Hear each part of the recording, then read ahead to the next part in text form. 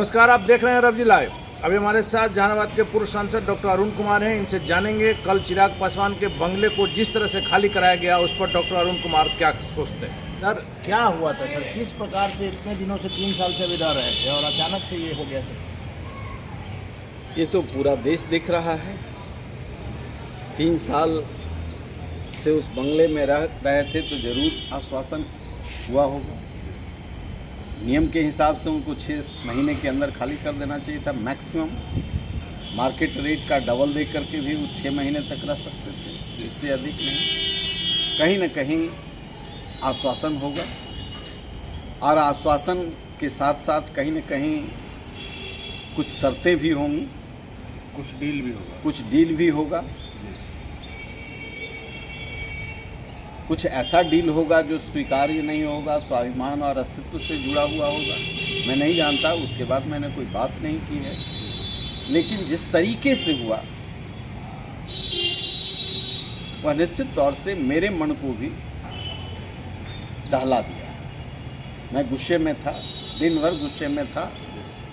3:30 बजे एक अफसर संपदा विभाग का आता है और कहता है 6 बजे खाली कर दीजिए और नहीं तो फोर्सली खाली करा दीजिए। महिला कांस्टेबल भी दर्जनों वहाँ थी, पुरुष बल भी था, दिल्ली पुलिस भी थी।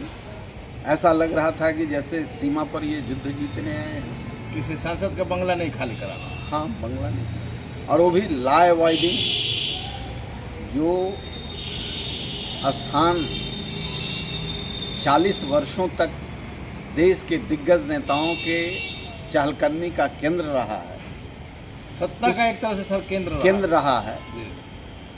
चाहे कांग्रेस के लोग हों, सोनिया गांधी से लेकर के, अटल जी से लेकर के, जॉर्ज फर्नांडिस से लेकर के, आडवाणी से लेकर के, तमाम लोग, चंद्रशेखर से लेकर के, तमाम बीपी सिंह से लेकर के, तमाम हस्तियाँ, देवगौड़ा से लेकर के तमाम हस्तियाँ उस तो बहुत सारे 30 साल 32 साल कम से कम मेरा भी उस बंगले से आना जाना रहा। पार्टी और जाति की सीमा से बाहर, प्रदेश की सीमा से बाहर जो लोग उनके यहाँ गया, हंस करके रामविलास जी ने गले लगाया और उस विरासत को कुछ आश्वासन मिला होगा कि आपके जो यादगार क्षण हैं इसको हम लोग टूटने नहीं देंगे, लेकिन इसके बदले में ये चाहिए, इसके बदले में आपको पार्टी की भी तोड़ी जा सकती है, इसके बदले में आपके अस्तित्व को भी समाप्त किया जा सकता है। लेकिन अल्टीमेट कुछ ऐसी चुनौती होगी जो स्वाभिमान और संस्कार से जुड़ा हुआ होगा, जिसको 2 दिन के अंदर फैसला करने का मौका दिया गया और उसको स्वीकार्य नहीं हुआ चिराग पासवान को।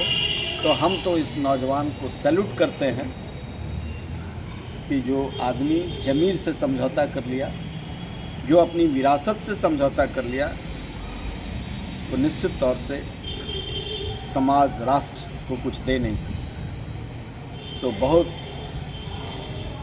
वह मार्मिक क्षण था, भावनाओं में आबद्ध मैं भी था, मैं भी भावुक हो गया। आपके जैसा व्यक्ति भी भावुक हो गया सर?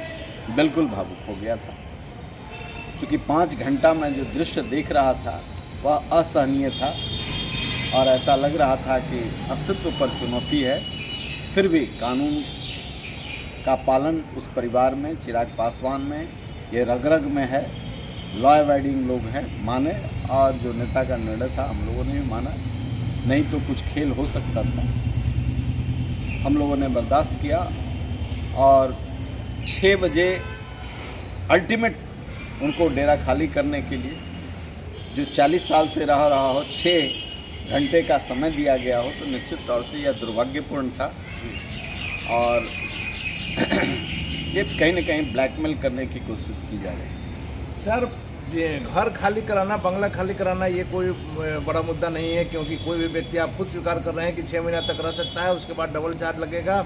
लेकिन चर्चा इस बात की हो रही है सर कि चिराग पासवान का बचपन वहाँ बीता, इंडिया की, बिहार की नहीं, इंडिया की तमाम हस्तियाँ का वहाँ न जाना था, स्वर्गीय रामविलास पासवान के बंगले में जब वो 3 साल तक रहे, उनके हटने के बाद से, तब से सर जरूर कहीं ना कहीं कोई डील की बात आ रही है और उनकी स्मारक बनाने की भी बात हो रही थी उस बंगले को। जी, कहीं ना कहीं बातें हुई थी, लेकिन खैर वो सब बात छोड़िए।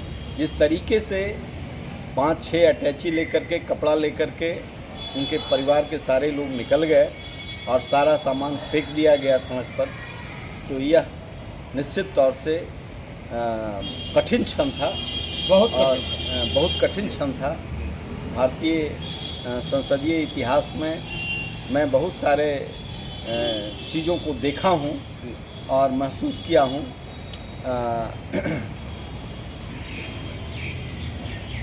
जॉर्ज फर्नांडिस का ही बंगला खाली नहीं किया था सोनिया जी ने, फिर बाद में नीतीश जी राज्यसभा में जब बहुत जगह से हंगामा होने लगा तो राज्यसभा भेजा। लंबे दिनों तक प्रधानमंत्री मनमोहन सिंह थे, उनका बंगला नहीं खाली कराया गया था। तो बहुत सारे क्षणों को देखा है। दिग्विजय बाबू चुनाव हार गए थे, उनका बंगला वही रह गया था। और कई ऐसे व्यापारी सांसद जो पहली बार हुए हैं, उनको 2-2 कोठी है, अभी तक उस मस्ती में हैं। तो ये कोई पहाड़ नहीं टूट जाता। अंबेडकर को भगाने की इतनी कोशिश की जाती है, अंबेडकर को ज़मीन पर उतारने में रामविलास पासवान का बड़ी भूमिका है और उस परंपरा के संवाहक रहे हैं। चिराग पासवान उन मूल्यों के लिए संघर्ष करेगा, समझौता नहीं करेगा। सर आखिरी सवाल ये चाहेंगे कि आप नीतीश कुमार जी के पुराने साथी रहे हैं और जब भी नीतीश कुमार की कोई बात आती है तो आपका चेहरा भी आता है सामने कि उनसे जुड़ी बातें अगर कोई सही तरीके से बता सकता है तो वो सिर्फ और सिर्फ डॉक्टर अरुण कुमार बता सकते हैं। अभी के दिनों में जो ये चर्चाएं चल रही है कि मुख्यमंत्री जी उपराष्ट्रपति बन सकते हैं, राष्ट्रपति बन सकते हैं, आप क्या कहेंगे सर? आपको याद होगा मुख्यमंत्री सम्मेलन जो प्रधानमंत्री हुए थे माननीय नरेंद्र मोदी जी, तो हाथ खींच लिया था, हाथ नहीं मिलाया था। और अभी जोगी जी के शपथ ग्रहण में पैर पकड़ लिया था। ये तस्वीर सर काफ़ी वायरल है, इस तस्वीर का सच क्या है सर? भाई यदि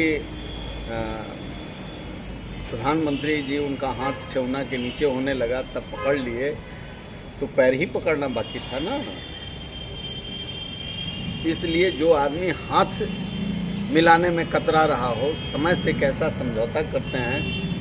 अरुण कुमार, चिराग पासवान भी समझौता करते तो न उनका डेरा खाली होता और न हम सड़क पर होते। आज कहीं और ऊंचे मुकाम होते, गुणगान करते रहते। तो सूरमा नहीं धीरज खोते, सूरमा नहीं विचलित होते, क्षण एक नहीं धीरज खोते। उसी में दिनकर के पार्थ की तरह हैं लोजपा के राष्ट्रीय अध्यक्ष चिराग पासवान। चिराग जलेगा और जो समाज में, राजनीति में जो कुसंस्कार आया है, इसको संस्कारित करके, स्थापित करके मार्गदर्शन का काम करेगा। तो आपने सुना अरुण कुमार का साफ तौर पर का नाम है कि चाहे जितनी तेज आंधियाँ आए, चिराग रोशन होकर रहेगा, चिराग की लौ और तेज होगी। और चिराग पासवान को बिहार का मुख्यमंत्री बनाने के लिए डॉक्टर अरुण कुमार पहले से वचनबद्ध हैं। जिस दिन इन्होंने शामिल हुआ था उस दिन भी कहा था और लगातार कहते आ रहे हैं। और अरुण कुमार जैसे अनुभवी नेता का साथ पाकर चिराग निश्चित रूप से और मजबूत बनकर उभरे हैं। आप देख रहे हैं रवजी लाइव, खबरों का सिलसिला जारी, आप बने रहे रवजी लाइव के साथ।